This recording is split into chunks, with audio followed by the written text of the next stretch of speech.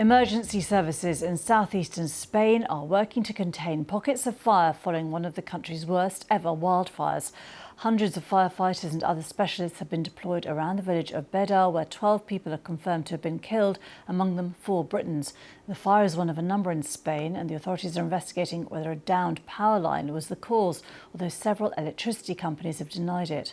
It comes after repeated extreme heat waves across Western Europe, including Spain. Nick Beak has the latest from Almería. An idyllic Spanish holiday landscape has just descended into this hellish vision. Trapped in a rapidly expanding inferno, this was the nightmare confronting one British family, forced to turn round with flames now just metres away, cutting off their path. Like it was burning in through the car. It was, yeah. 24 hours on, Lucinda, Riaz and their children relived their escape from the village of Bedar. What were you thinking and feeling in your heart then? Just really how I could get the kids out of there. We came down the mountain. We were not expecting to hit a wall of fire. It was quite terrifying, and my brain was just racing, thinking, how do I get back through the village without following the line of fire? Because it was shooting up the mountain along the road where we needed to drive. They found out friends had been killed. We've lost some really close family friends. They left their home on foot. I don't know why. I can only presume their road was probably cut off because they live out in the countryside around the village, and they have been, unfortunately, found dead. Earlier, local authorities said 4 people, whom they described as being of British origin, were found dead in a right-hand drive car in the same village. No further details were given. Hundreds of people were transported to nearby sports halls, but others were still trapped. This carer pleads with the local mayor to help save the woman she's looking after. It's very complicated. We don't know if the house has burned down or not, and the woman I'm taking care of, she can't move around easily. Some victims who perished have been trying to flee on foot. It might be that, in searching for an escape route too late, the escape routes were not suitable and they found themselves in a dead end, a trap, with practically no way out.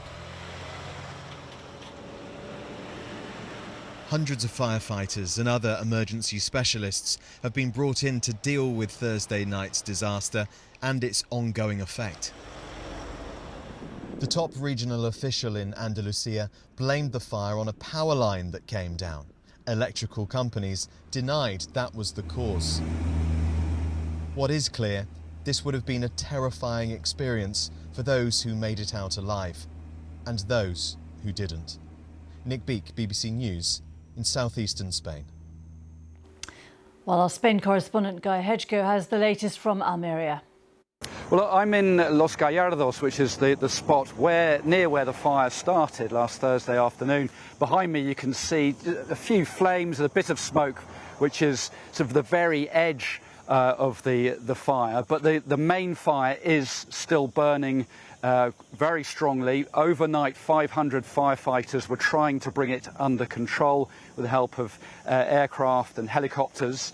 But it is still not under control. It has burned 4,000 hectares. 1,400 people have been evacuated from their homes and have been housed in public buildings or with relatives and family. The good news is that today temperatures are expected to be slightly lower, perhaps in the low to mid 30s Celsius, which should help firefighters, although winds have been quite high still overnight and into this morning. Of course, we have those 12 people confirmed dead, and there are concerns that the death toll could rise further because there are 23 people still unaccounted for. So one of the main tasks of emergency services throughout today will be to look for those missing people. But what we do know is that this is the worst fire tragedy in Spain since 1984. And Guy, I know I and my family were trapped in a wildfire in France a few years ago. It is utterly terrifying. It's hard to explain, just how awful it is.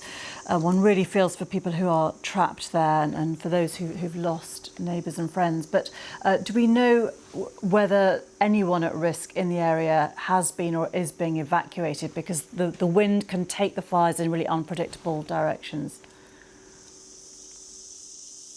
Well, yes, I mean, this has been one of the main challenges for the authorities, and that's why we've seen not just firefighters and members of the military in this area, but also